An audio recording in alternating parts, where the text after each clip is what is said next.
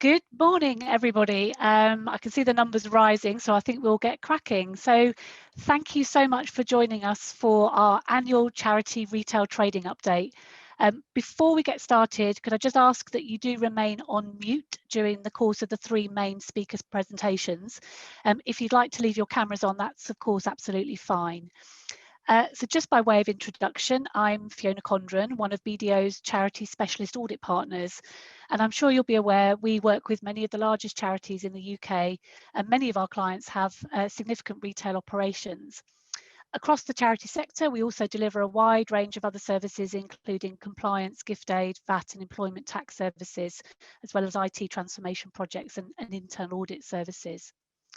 So at BDO, we've hosted this annual charity retail event for the past 4 years.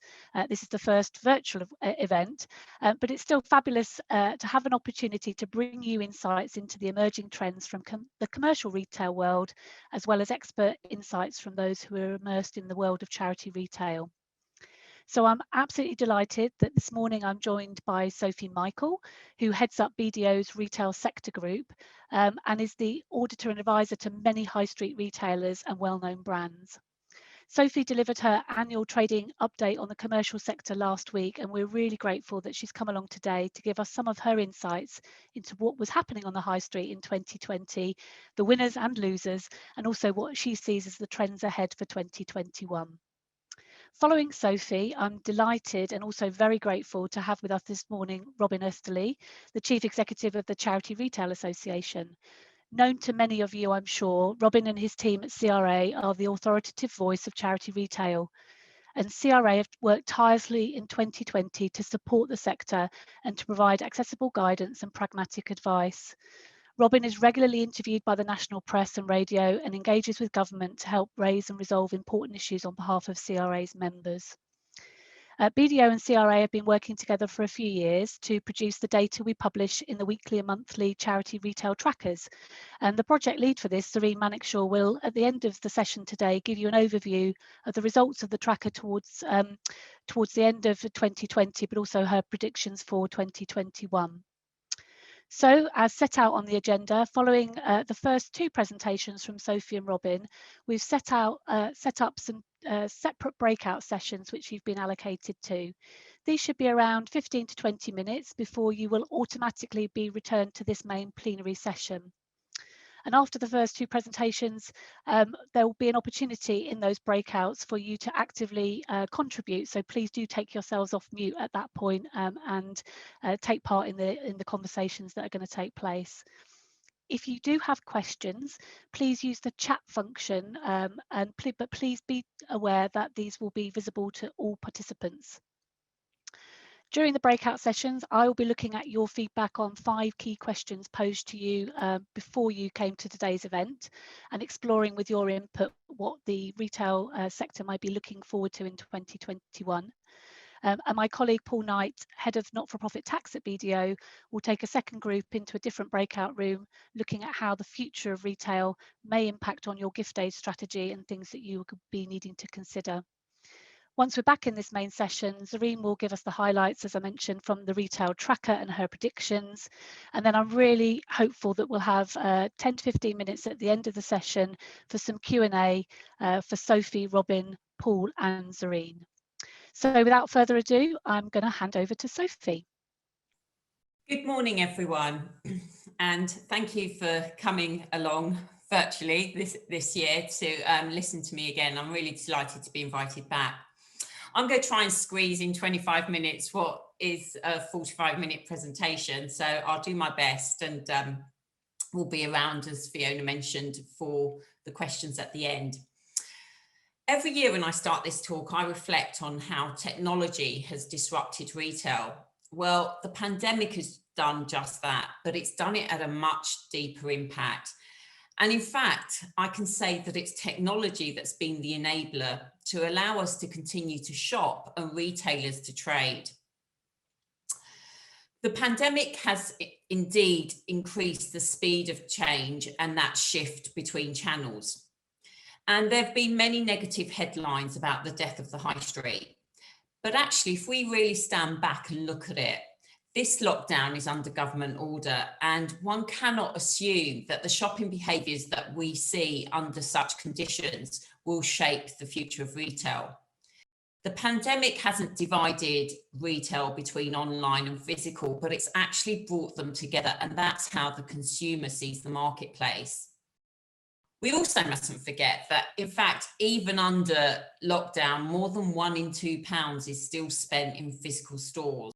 And it's those retailers who are able to really bring their channels together and make them work most effectively, which are the ones which will be performing the best. The pandemic has impacted our way of life, the UK economy and the global economy. And whilst all sectors have been impacted, retail has been the most profoundly affected. Unemployment has soared in 2020, and there's been some of the biggest casualties have been in retail. And when we look at the GDP impact, you can see that despite it being low at 1.3% in 18 and 19, coming to a low of minus 10% just reflects the enormity of the impact. Retail spend, as you can see from the next slide, dropped by 3.6% in 2020, and that is the biggest drop that we've seen in 50 years. However, this is just a single statistic, and behind this, there is a whole range of different performances.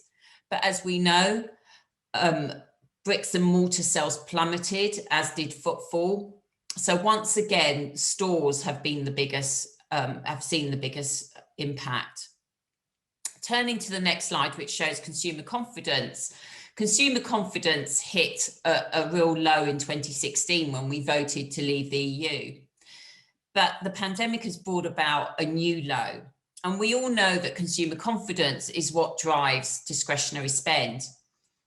It's going to take a lot of effort to increase consumer confidence again. And we've seen it drop further in January 2021. As well as you have the charity tracker. This is the high street sales tracker, and what this shows is total like-for-likes across store, all channels. It also shows your in-store like-for-like. Well, as expected, you can see that it absolutely plummeted with the first closures in April. But what was really impactful was that actually total spend fell by almost a third. Taking that sort of volume permanently out of the market for April, and it continued to be low in May and June, really did impact retailers.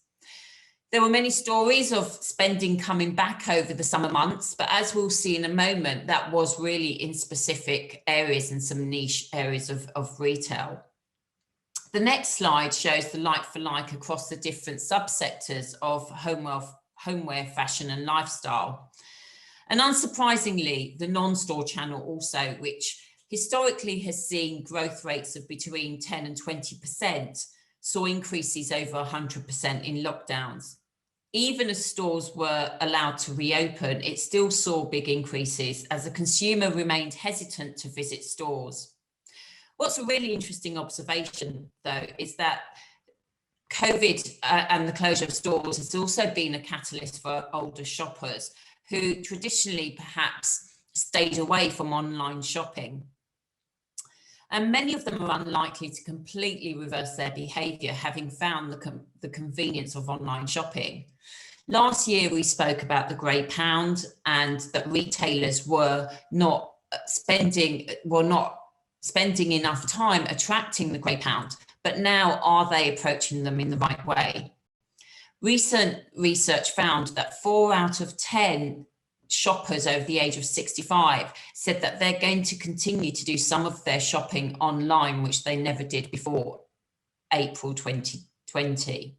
This shows retail casualties, and what this shows is that 25 businesses with turnovers of more than 25 million entered CVAs alone in the 11 months to November. That compared to 13 in the whole of 2019. Unsurprisingly, the number of failures have risen within retail for 2020. But what will be interesting is that the long-running debate over how to revive town centres and how to adapt those town centres to serve local communities must play high up on the agenda again. We'll also wait to see what the government does with the business rate system.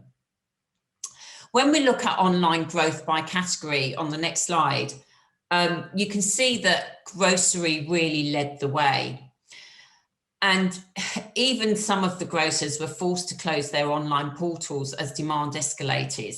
Stores have since worked on increasing online capacity, and Tesco's increased their availability threefold.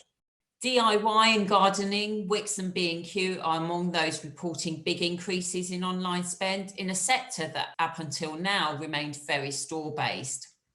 And fashion, even though fashion online sales has been much slower than other sectors, there's big variations in this area, as we've heard about the pure online fashion retailers.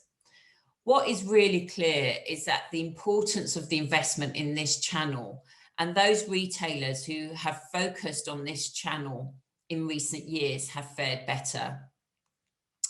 Turning to Christmas trading.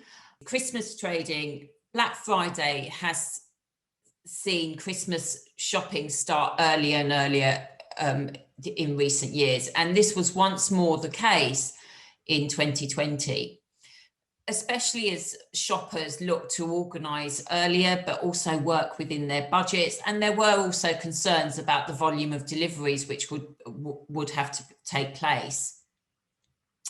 With lockdown 2 in November and again late in December, even more of the activity was online. One positive for retailers was that because the majority of consumers were spending their time at home, they were more flexible about when they could actually receive deliveries. And indeed, Christmas 2020 was all about the home. It was about shopping from home, delivery to home, eating at home, and spending on homes as consumers looked to improve the space in which they were now spending most of their time. What's interesting also from the charity sector is that 4 in 10 adults said that they had done more Christmas shopping locally than normal. And I think we are going to see this coming into the future as well, as more people do shop more locally. And actually, just to add on that, it's not only the higher age groups. Interestingly, it also found that shopping local was more popular among the young adults, the age 18 to 24, where 55% of them shopped more local compared to 36% for those over 55. Returning to the High Street Sales Tracker, this shows the golden quarter and week by week from then. Black Friday, and I called it a Black Friday month actually, because that discounting started very early. But what happened in December was very much a month of two halves. We saw positive results in the first 2 weeks, and perhaps that was a bit of pent-up demand and shoppers getting early shopping for Christmas. But then it fell negative in week 3, which is normally when you have Golden Saturday and Super Saturday, when late shoppers come out for Christmas shopping. And again, negative in week 4, when almost 25% of discretionary spend left the market. But perhaps we were hoping that maybe the shopper was waiting for the January sales, but actually it has remained negative throughout January. Why would shoppers spend on winter stock when they know that they're spending it most of that time at home? Looking at the themes for Christmas trading, online clearly demonstrated by sales growth of online players like Boohoo, ASOS and Very, but also how the likes of Next and JD Sports have seen massive growth in their internet sales, which managed to largely offset the decline in physical sales. Supermarkets benefited massively from being able to consistently stay open, and home retailers such as Dunelm and B&Q benefited from consumers spending increased time at home. The losing themes on the flip side, department stores, who have struggled for some years, but particularly hit this time because their whole advantage tends to be about giving that in-store experience over Christmas. Similarly, high street retailers, those within the discretionary goods, which had to remain closed, but overall profitability, because even those that did open, they still have to operate in a COVID-safe environment, which leads to increased costs. Turning to individual retailer performance, some of the winners, the pure online players. But what's interesting is the likes of Boohoo and ASOS, which do rely on that party wear. It just shows how flexible and agile they are in terms of changing their stock to suit the customer, to categories such as athleisure and loungewear. Next is really interesting because 38% down on stores, but 43% up on online, leading to only a marginal fall. And interestingly, despite the increase in online, their returns fell, which actually, as we'll come on to in a little bit, is that shoppers are shopping much more with purpose and there are less returns as a result. Grocers, the media reported that 8 million households did their food shopping online, and this accounted for 12.5% of the grocery market. That's compared to just 6.7% in 2019. Lidl's was the fastest growing store-based retailer with a 21% increase. And Morrison's benefited from their contract with Ocado and partnership with Amazon. On the less performing side, Primark, where it doesn't really have that online presence and therefore showed the impact of forcing it to close its stores. Boots, lockdowns shift to home working, reduced travel and promotional social distancing all meant that areas like food on the go, photo services and cosmetics suffered. And we've also got to remember that this list doesn't include the likes of Arcadia and Debenhams, which have fallen away. When we look at the shape of recovery on the next slide, as it stands, it's going to be a difficult start to 2020. And the best we can hope is that it does begin to open up in the spring, summer. There are talks of some of the restrictions returning next winter. In addition to that, the government has intervened in this first quarter with stamp duty and furlough, and with rising unemployment and the property market coming under pressure. If stamp duty is not extended, we could see pressure on retail spending. Thirdly, Brexit impact, and businesses are having to adjust and get to grips with that, which will have an impact. So in the second half of the year, assuming no COVID-19 related setbacks, the recovery should pick up speed. People should head back to work, although there will be some form of balance between home and office working. When we look at it by category on the next slide, what's interesting is that we're expecting a 28% increase in clothing and footwear, but that's still 2.5 billion less than 2019 and the lowest since 2014 if you exclude 2020. Food and grocery, this grew by 10% in 2020, the highest it's seen in 40 years. The dynamics of the food and grocery market in 2021 will rely heavily on the stubbornness of the pandemic and the extent to which people do, hopefully, we return to bars and restaurants. So I just want to quickly take you through some of the trends that we've seen in the more resilient retailers in 2020 and what will be seen in the year ahead. The arrival of COVID-19 has had a huge impact on many aspects of consumers' lives. Recent years, we've seen consumers moving towards a little and often shopping, but now that's really gone back to a weekly, less frequent shopping. In fact, Tesco's reported in April that the number of transactions had halved, but that the size of the average basket doubled. Conversion rates have also increased, and this just shows that shoppers are out there much more with purpose. For many, before COVID-19,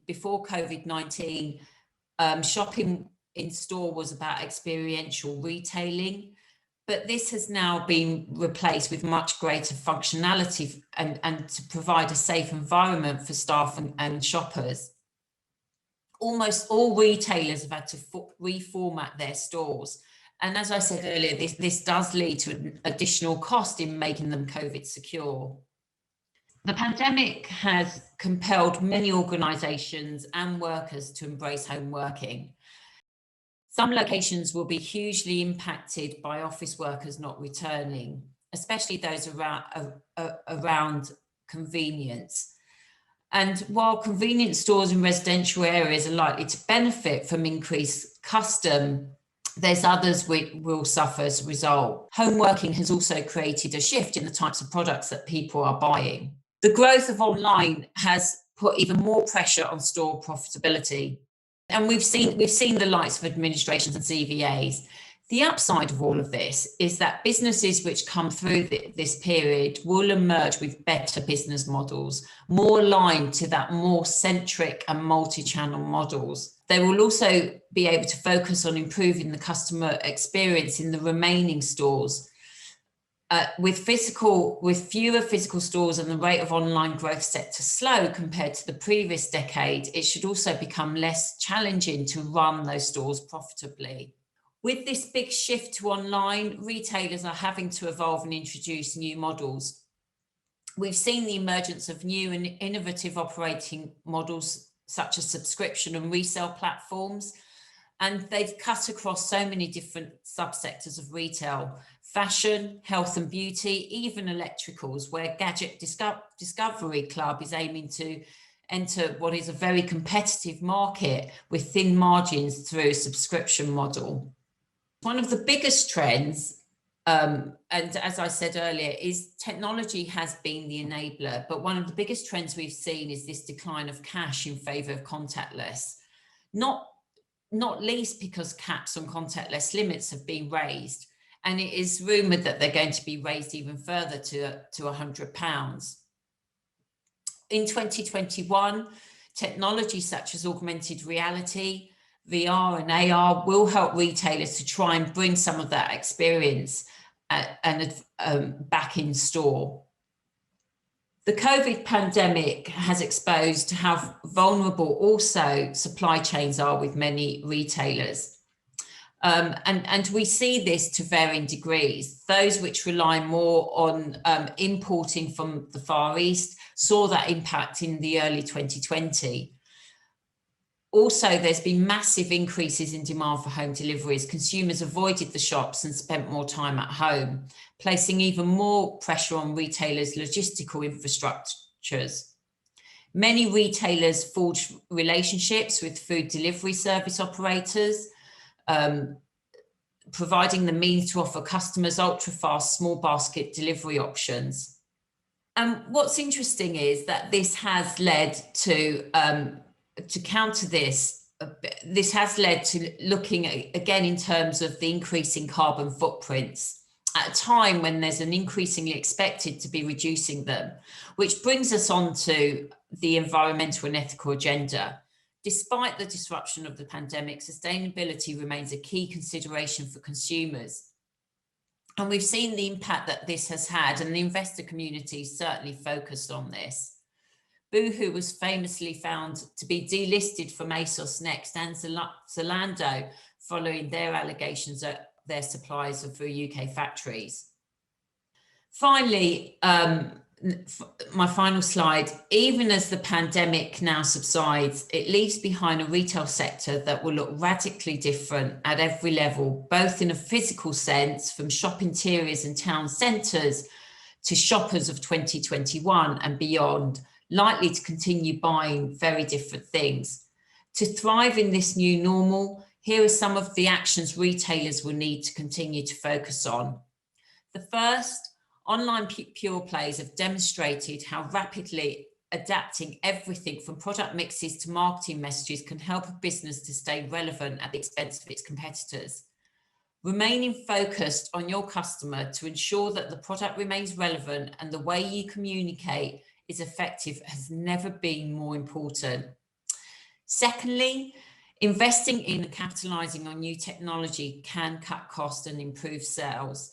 And I recognise that this is at a time when doing these things is harder than ever before, when cash preservation is so key. Thirdly, as after the financial crash, the benefits of a focused proposition where a retailer avoids the mid-market squeeze between value and premium players are once again clear. Whether this means differentiating on price, product, business model, or some other way standing out is more important than ever. Fourthly, in this time of change, supply chains must be re-examined to maximise product choice and quality and minimise costs, whilst ensuring suppliers meet standards for ethics, supply chain, security and environmental responsibility. Fifthly, scale can present huge advantages through logistical capabilities which should be maximised to the full. However, most businesses lack this disadvantage and instead need to boost delivery services through partnerships, while diversifying to compete in other ways, from innovative sales models to introducing more personalised and service-led elements.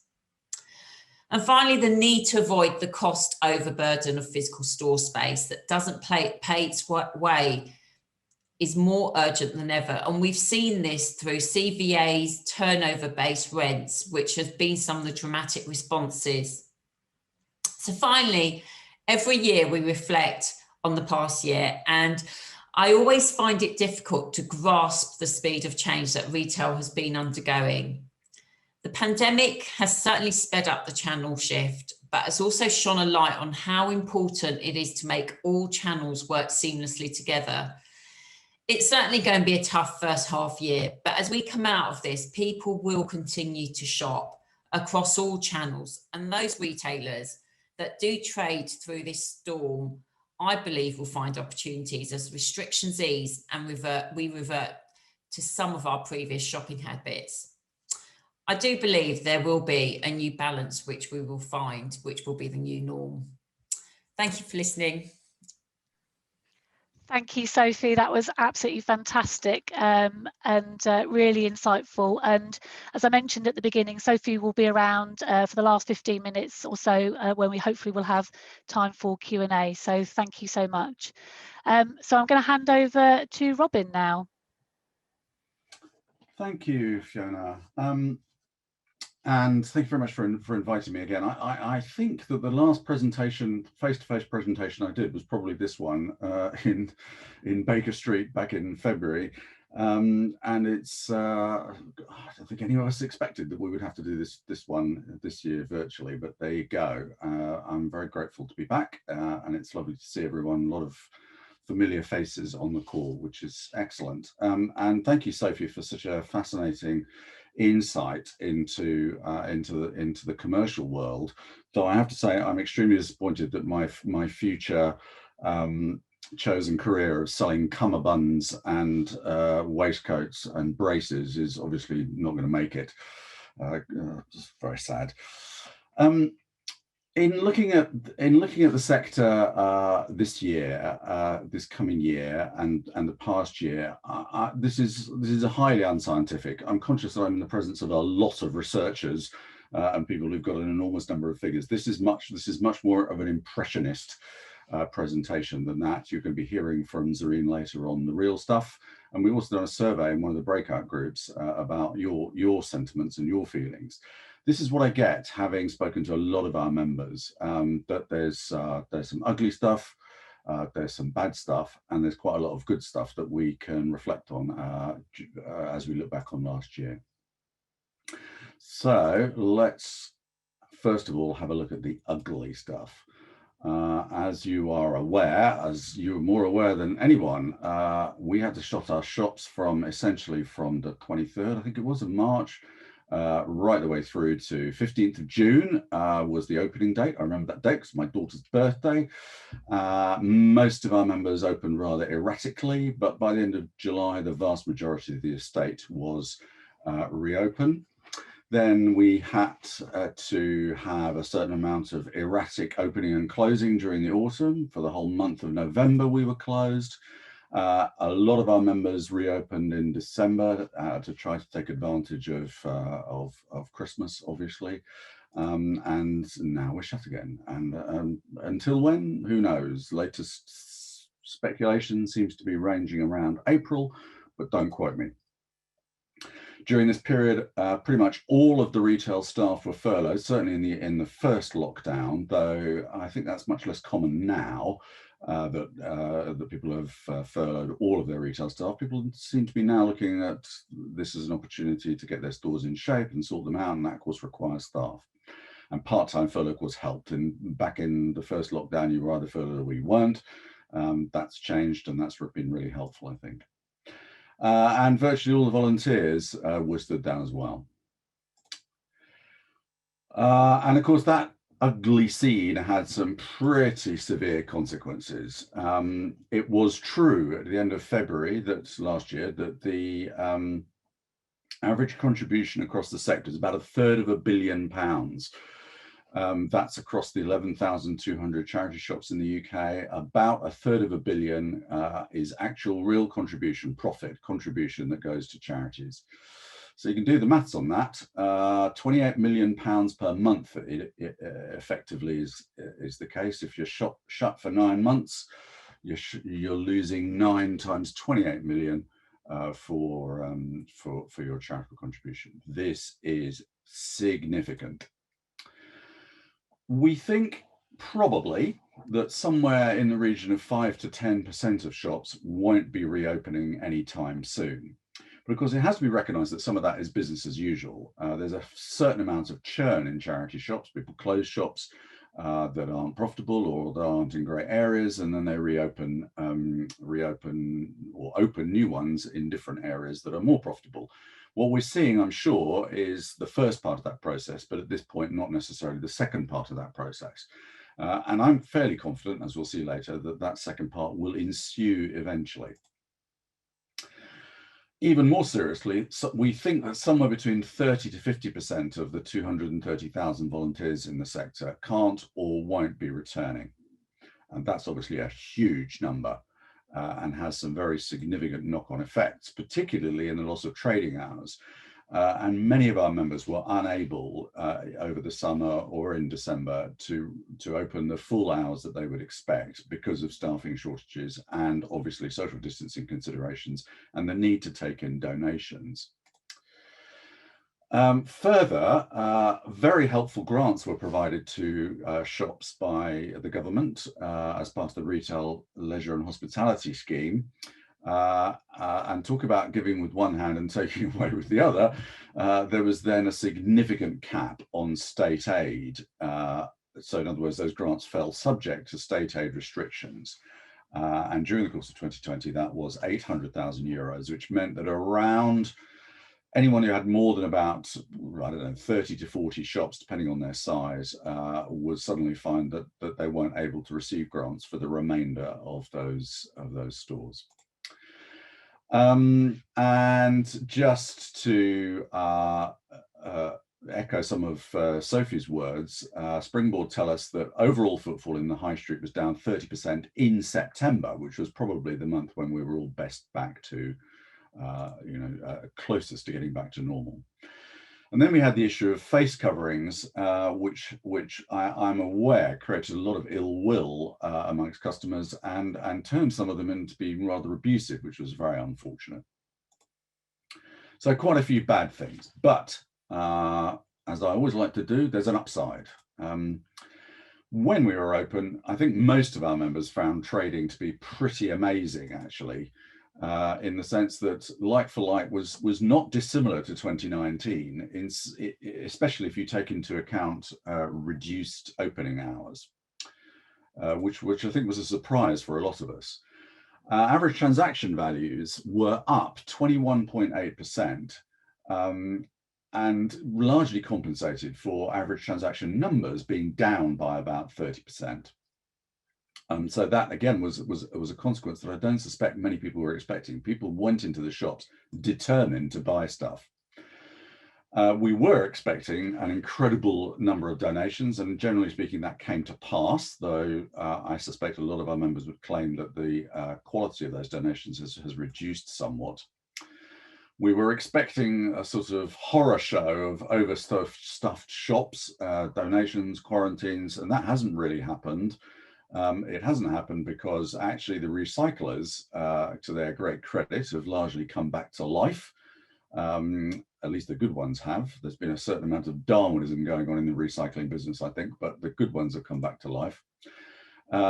you guys have been amazing at handling the whole donations problem creatively in a variety of different ways. And then, of course, we had the blessing that quarantine requirements were lifted towards the end of last year, which was a huge benefit. There's also been some more intangible benefits, and we've had this, and we've run about, I don't know, 70 or 80 meetings during the course of 2020, where we've engaged with our members in a variety of different ways. And these are some of the things that we've found. There definitely seems to be a new sense of community and a more effective engagement with staff and volunteers. People have used this opportunity to update their databases, to be in touch, to really understand the volunteer force in particular a lot better, and to re-establish their positive relationships with volunteers and indeed with their shop staff. We've also seen some green shoots in terms of a new breed of volunteer starting to emerge. And these are obviously people who are perhaps furloughed or perhaps out of work, sadly. And that those people have started to show us that actually volunteering in charity retail is still a fine thing to do as far as the public is concerned. And if you compare it to 2008, you'll see a lot of people, I think, who are really coming forward as new volunteers. So another intangible at this point, but a decent benefit, has been the fact that state aid, thanks to Brexit, I never thought I'd actually say the words thanks to Brexit in any context whatsoever, but actually thanks to Brexit, the state aid rules have been abolished. However, part of the exit deal with the government was to replace those state aid rules with some locally created subsidy controls, which are supposed to line up in a reasonable manner with the existing state aid regulations. So perhaps nothing's changed, but we shall see. And the latest view that we have is that the EU has just increased its state aid cap to 10 million euros. And we're very much hoping that the government will do the same for subsidy controls, and are pressurising them to do so, as you might imagine. And I have a great deal of optimism for the future, largely because of 2008. And let's have a little look now at what we think might be happening. So first of all, we might have a vaccine which might clobber coronavirus, at least to a large extent, or to some extent. Just think back to 2008. This was the year when people sadly really needed to shop in charity shops. And I say sadly, not because they were shopping in charity shops, but because it was driven by a great deal of financial necessity. And it fueled a huge growth in charity shops. The 2 years of 2008 to 2010 were by far the largest growth years in terms of actual shop numbers. But after that, people realized that if we were going to, have charity shops all over the place, we really needed to improve standards, and that's been happening ever since then. And there's the sustainability zeitgeist, if I may put it that way, has really taken hold as well. So what we've now got is a situation where people started shopping in charity shops because they wanted to, rather than because they needed to. And those people haven't gone away. Those people are still shopping in charity shops for exactly those reasons, and will continue to do so. And now what we're going to have is, if you like, both categories. So we're going to have people who need to shop in charity shops, as well as people who want to shop in charity shops. And that will be different, thanks to all your efforts in improving standards. And because of the sustainability thing, that will make it different from 2008. So if 2008 to 2010 was good, I am confident that 2021 will be even better. So you're now about to be regaled by a completely unscientific forecast. Don't take any of this and use it for your business modeling or planning, for goodness sake. Otherwise, I shall feel terribly guilty if things go wrong. But this is my thinking based on the sorts of stuff that we've talked about. I think that, but was originally saying by the end of this year, maybe it's going to be spring 22. I think shop numbers are going to be back to pretty much where they were. I think you will find yourselves needing to get more bricks and mortar out there. I think LFLs will be just as good or better than 2019 for those shops, obviously, that stay open. Those that aren't, they're not going to be very good at all. But for shops that stay open, I think you're going to be doing okay. I think we'll still be interrupted from time to time. I don't think, you know, there's going to be a time, maybe April, when we're open, and from then on we'll remain open. I think it's going to be tougher than that. I think our volunteers will dribble back. Those that haven't returned yet. Some will return. Some will obviously pack it in completely. Some will return. Some new volunteers will stay, and eventually trading hours will get back to normal. And we will have better relationships with our people as a result of all the work that we've done to engage with them over the last year or so. And the customer base will be loyal. And I thought one of Sophie's most fascinating remarks was the thing about local. And where better to shop locally than a charity shop? You know, people you know, community hub, all of those kinds of things that we understand. And I'm absolutely convinced, and I hope you are too, that the customer base will remain loyal and people will actually flock back to charity shops in the way that they did last summer. Another thing that Sophie said, which rather amazed me, was the statistic that only 20% of office workers think that they're going to be working more from home. So that slightly contradicts my point. If I'd had to guess, I'd have said probably about 50% of people would think that, but actually it turns out to be only 20%. I think nevertheless, anyone who is relying on office workers for their footfall and for their trade really is going to struggle, whether that's a coffee shop in a city centre or a charity shop in a city centre. I think those are the areas that we're really that are really going to struggle. But I think town centre high streets will be okay, actually. I think that drive towards people wanting to shop more locally will be really significant. So, along with Gloria, this is my message. We will survive this. And I'm really pleased to hear Sophie say that she thinks that the commercial sector will survive it as well. I think in our case, which is perhaps you know, a little bit less expected, I don't think we're just going to survive. I think we're going to thrive as well. Thank you very much. Thanks, Robin. That was absolutely superb. Thank you so much. So again, we're very grateful to Robin for his time, but also he'll be staying around till 11 o'clock as well to take part in the Q&A session. So Hannah, just moving on to the next slide, just so that we can explain to people what's happening next. So with the power of technology, what is about to happen is you are going to go into 2 separate breakout rooms based on your selections before today. So a group of people are going to stay with myself, Robin and Zarine as well, and go into a breakout room to talk about your responses to some key questions around what the future looks like. And the second group are going to go with Paul Knight, Head of Charity Tax at BDO, to talk about gift aid. So you don't need to do anything on your screens. All of this will happen automatically. And you'll be in those great breakout rooms for between sort of 15 to 20 minutes. And then automatically you'll be brought back into this main session to listen to Zarine and to then go into that final Q&A. So thank you to Sophie and Robin for the presentation so far, and I shall let the technology do it itself, and we'll see you back here in about 20 minutes or so. So thank you so much for coming back. We are now going to move on, and I'm going to hand over to Zarine, who's going to take us through a little bit of the background of what we've been doing with CRA in terms of our retail tracker. Super, thanks Fiona. So yeah, welcome back everybody. Hope you found the earlier sessions insightful and that you've been able to take part in your breakout groups. For those of you who don't know me, I'm Zarine and I lead on our charity retail sales tracker, which I launched back in 2015. Many of you will be familiar with the tracker, but I'll just give you a quick reminder of how it works. So the tracker is a confidential sales index for charity retailers, which we produce for the Robin's team at CRA. We currently benchmark like-for-like sales performance every week and month, focusing on new goods, donated goods, and retail gift aid sales. We also give a commercial perspective using the data that's collected by Sophie's team to give that wider retail market view.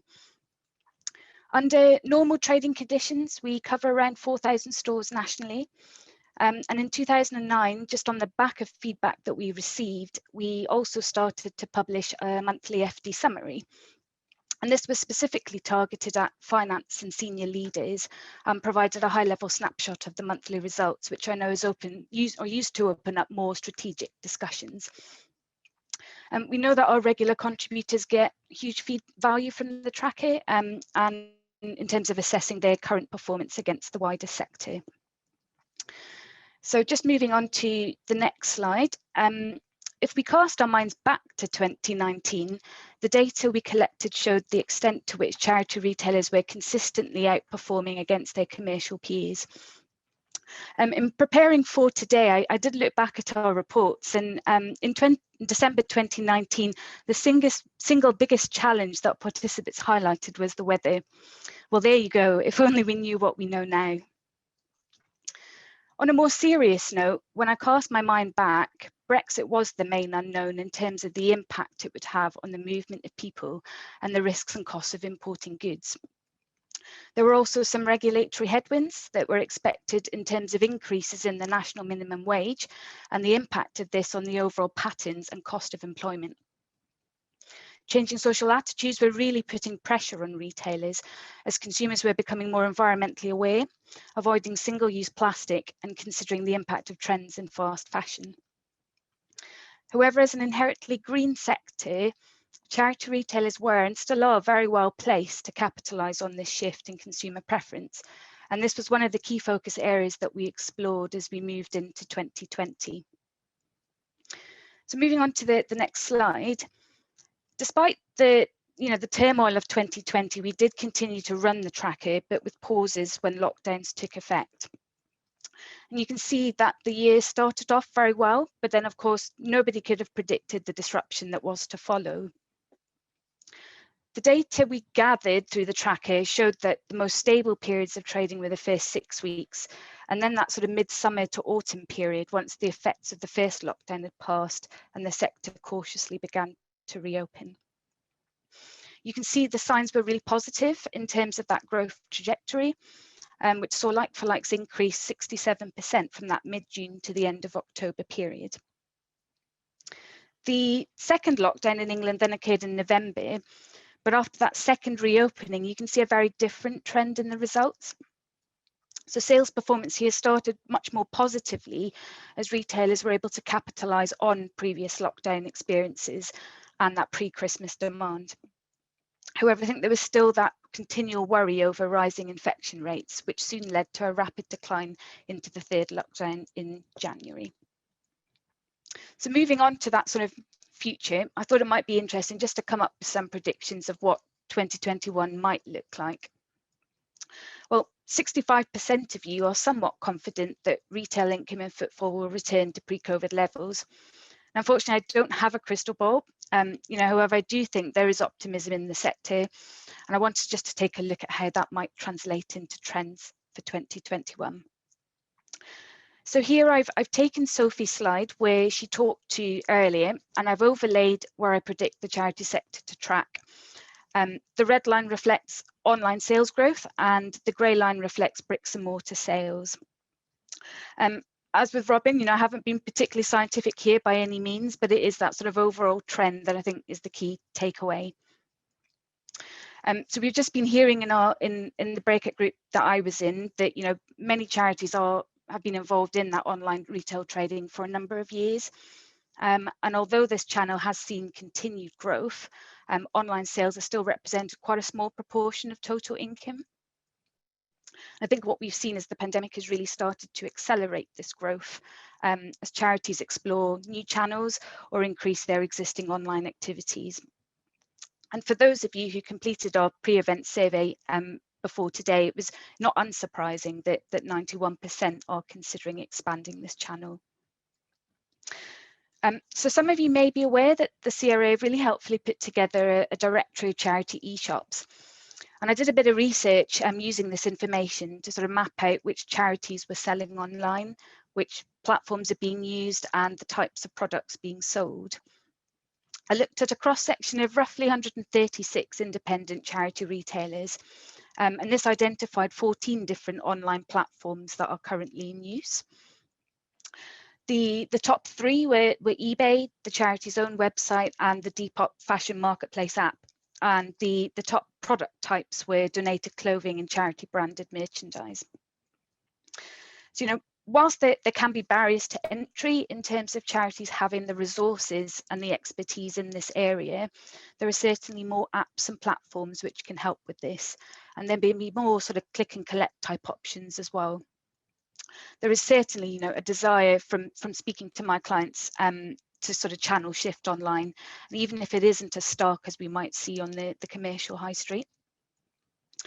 So I think it's a reasonable prediction, therefore, that online charity retail will grow positively and perhaps more sharply than it has in the past, and for bricks and mortar to track ahead of the commercial high street once again. So I think there's certainly merit in tracking online sales as part of the retail tracker, and I'm really excited to see what happens in 2021. Wouldn't it be great to reflect on it next year, how the sector has really bounced back? So moving on to my final slide, what are the trends and emerging opportunities? So on this slide, I've captured a number of areas which I'm sure a lot of you already have on your radar. There is no doubt that charities will continue to have a bricks and mortar presence, as we all recognise that they're not just shops, they're community hubs and the public face of charities.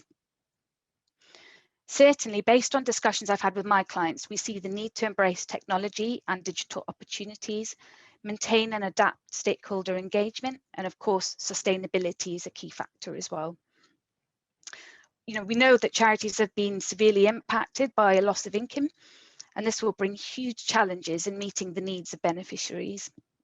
So retail really provides that, positive contribution to income to help fill the gap where other forms of fundraising activity have declined.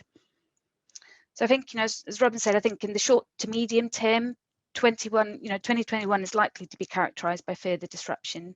It's less than ideal, but I think the process of closing and reopening has now been established. And I know that charities have worked really hard to ensure that they're well set up to open quickly and effectively. So I think it'll be really interesting just to see how it all plays out in the coming months. So on that note, I'm going to close my session, but if anybody wants any more information on the tracker, then please do drop me a line. Thank you, Zarine. Thanks very much. And as you say, this time next year, we'll be able to go look back and see how accurate any of these sort of predictions have been. So that's great. Thank you. So thank you to all of our presenters, and we've now got around 15 minutes to open up the floor for Q&A. So Robin, Sophie, Zarine and Paul are all available to answer any questions you've got, or perhaps even pick up anything further that you had as part of your breakout session. So I don't think there is, in terms of the chat function, there are a few questions and things coming through. And so please feel free to either put something in the chat or just take yourself off mute and ask your question as we're going through. Perhaps if I can just kick things off whilst you're sort of gathering thoughts and things. I think my first question would be going back to Sophie, actually, if you don't mind, in terms of your insights. I think what we're all really interested from your expertise is to really find out where you've seen the high street grappling with certain challenges and issues in 2020. What would be your one piece of advice that you could give to the charity sector? Great question. I think as I started, really, there's been a very big shift in terms of channel switch from store to online. And whilst that's really accelerated in 2020, I'm a firm believer that there will be a return to physical shopping, but inevitably some of that shopping behaviour online is going to stick at some of the levels that we've seen. And it's really interesting because it's not dividing the two channels, as I said, it's bringing them together. And it's about remembering that that's how the consumer views the marketplace. They want to be serviced in the same way across all the channels, but they see it as one marketplace. And for your sector, it doesn't differ. It's about really understanding how technology can play a part in either driving greater efficiencies, whether it's investing yourselves in the technology or partnering with other businesses because your size doesn't allow it, or using technology in order to see how you engage with your customer and service them. So it still remains a really, really key factor. And I think, you know, as with the commercial sector, charities have to be run commercially as well. You know, it's important that charities embrace that and try and leverage off it. And at the same time, I just think, you know, one of the big challenges, and I don't have a solution for this, is that when it does reopen, like Robin was saying, there's going to be a lot of stores that don't open. There's a lot of stores that we've seen of leading retailers that are now closed. And it's a call for the government to revive those high streets and bring some life back into them and have those stores repurpose. And that's going to be a tough call, but I think that's going to be a really big challenge. Thanks, Sophie. I mean, Robin, interested in your reflections on that, but also a question has come in that perhaps you could also answer, which is around, are we seeing charities using a drop shipping service through a wholesaler for expanding online? Is that something that your members have noted? It's a very challenging question for me to answer. Yes, I mean, a lot of our members are working really closely with platforms such as eBay, but also people like Depop, Shopify. We have a number of corporate members who offer these kinds of services as well. Shopiago would be one, owned by World Books, and there's a few others as well. I probably shouldn't single any of them out. Go and look at our corporate members directory. So there's plenty of that sort of stuff going on. Yes, there is. In terms of Sophie's remarks, I absolutely 100% agree. We are completely confident there is still a massive place for bricks and mortar out there. It's going to change, but it changes all the time anyway. And one of the things our members are fantastically good at is being flexible and fast on their feet. So if I wanted to give them one piece of advice, stay flexible. You know, don't get yourself locked into particular methods of working or operations. You're going to have to be quick to adapt to whatever life is about to throw at us again. Track record is that our members can do that fantastically well. I mean, the way they geared the shops up during June and July for, you know, there weren't people going, oh my goodness, this is going to be terrible. There were people saying, well, actually, this is the social distancing, PPE, and all of those things, one-way systems, whatever it is. That's what we're going to do, and we'll just go and do it.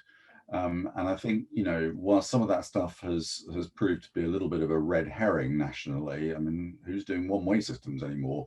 There will be other things like that. So I think staying fast and flexible, whatever your size of chain, whatever kind of large organization you're running, is a really important thing to do.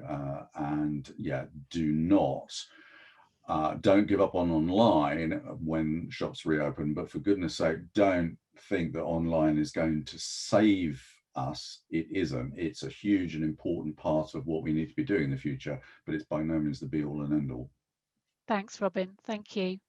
I've got a question for Paul, if that's okay, because I'm conscious that some of our delegates today weren't on your gift aid session, but be interested, Paul, in your reflections of what you see as the biggest challenges for charity retailers in terms of collecting efficiently and effectively the data that they need for retail gift aid.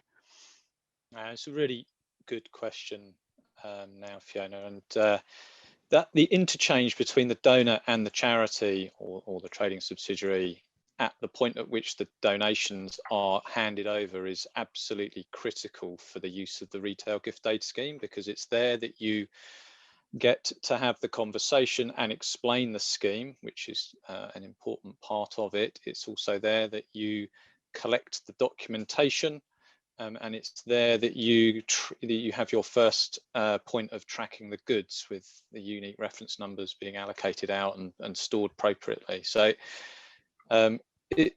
all of those things are fairly easy when you are not socially distancing and you've got plenty of time. But when you have sudden influxes of lots of donations at the same time, and you are socially distancing, it's very difficult. So some things people are doing is looking at a two-stepped approach. So you sign yourself into the retail gift aid scheme online at home and then turn up at the drop-off point with your stuff already signed off, so that the process for the shop is only one of tracking rather than the actual conversation piece.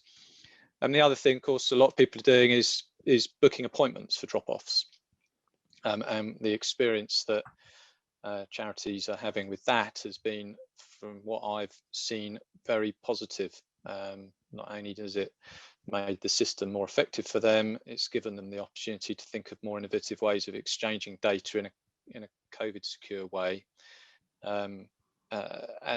So that is another way of looking at the same problem.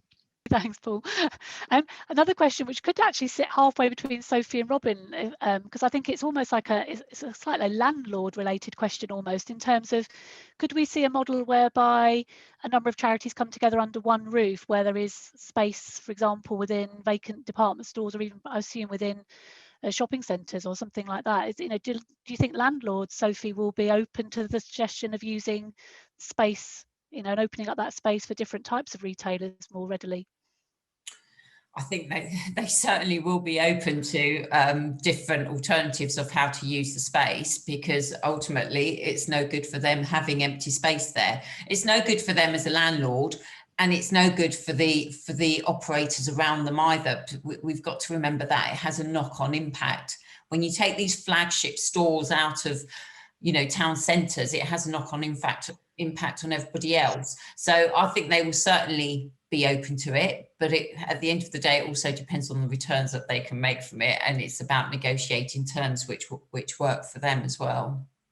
Yeah. Robin, any reflections there? Yeah, Sophie's absolutely right. I suspect this would be the best time to do it from the landlord's point of view. There's going to be a lot of desperate landlords out there, that's for sure, and they'll be happy to help in whatever way they can. This sort of thing has been mooted on numerous occasions. Never really has got anywhere. Again, it might be a good time to be reconsidering it. I wouldn't give up on normal high street shops just yet, but certainly if those sorts of opportunities arise, it's part being fast and flexible. One particularly interesting thing in this area is that we've got an example of 3 hospices into the southwest of London, who are working together to create shared back office services in their retail operations. So things like shared area managers, for example. So instead of having 3 area managers going around each hospice, probably bumping into one another, you've got one area manager who is effectively being an area manager across 3 different hospice shop areas. So and they're looking at extending that into IT provision and into HR and possibly even into reporting and accountancy. So, sharing of back office services, I think, is a good thing for people to be looking at, as well as the possibility of actually sharing premises. Oh, that's really interesting. Thank you. And Paul, another tax question coming back to you, actually. How big do you think the risk actually is regarding potential tax implications through selling gift aided items online, either through third party or your own website? Yeah, as I said in my breakout, the fundamental principles around gift aid, retail gift aid and not retail gift aid, haven't changed at all. So it's all the same test points that you need to come back to. Moving online, I think if you're talking about the selling of donated goods online, it does change your potentially changes your agency agreement. It sits underneath the retail gift aid scheme if you're having to deduct online commission payments in addition to your own. So I think that's one thing just to be careful of. If you missed that and there was a difference and you had to go back and correct it, that would be very fiddly and time consuming. And also just to be aware when you move online, if you're bringing in things like topping up, so if you buy the good for X amount, but you have the opportunity to donate £1, and you see this all the time. or you're just directing people to other parts of your website where normal gift aid opportunities are there, just be aware that the revenue check that stuff quite easily without leaving their desks. So it is an area that I know from experience that if the revenue will check if you are in any way interesting to them very thoroughly your website for making sure your gift aid systems are appropriate. Thanks, Paul. Thank you. And just a very quick one for Zarine, actually. Somebody's asked a question around the difference between small and larger charities. I know our retail tracker differentiates between the size of the charity that's reporting. Have you seen anything in the trends coming through between the results of sort of the different subsectors of size of charity at all? So the tracker does kind of look at sort of smaller, medium and larger sized charities. I guess in terms of the trends that we see, it's similar in terms of the ranking within each of the different types of or within each of the different categories. But I think the larger charities do seem to have, I guess, the resources behind them to be able to push out and make the growth in sales work for them. I think it's yeah, resource I guess that sits behind there, but the larger ones do see that the better growth. Great, thank you. Well, I just noticed we've hit the 11 o'clock now, so I think we probably just need to draw this to a close now. And I know everyone's got busy diaries, etc. But I really just want to finish off by thanking you for attending, but particularly thank you to our guest speakers, and thank you very much for Robin for giving up your time today, and Sophie. I'm sorry if we weren't able to answer all of your questions, but we are of course happy to pick up those separately with you. There will be a recording of the sessions today, so we will send that link round to you. As I briefly mentioned in my introduction, here at BDO, we support charities with a wide range of our services. I'm really happy to speak to you if you've got a particular issue or challenge, even if it's not something we've specifically touched on today, so do get in touch. We also have a wealth of resources on our website, including recordings of a series of webinars that we've been running through 2020 on topics such as risk management, tax, rethinking strategy. So you'll find lots of information on there as well. So again, thank you very much for joining us today. I do hope you found it interesting and useful, and please keep safe and have a pleasant rest of your day. Thank you very much.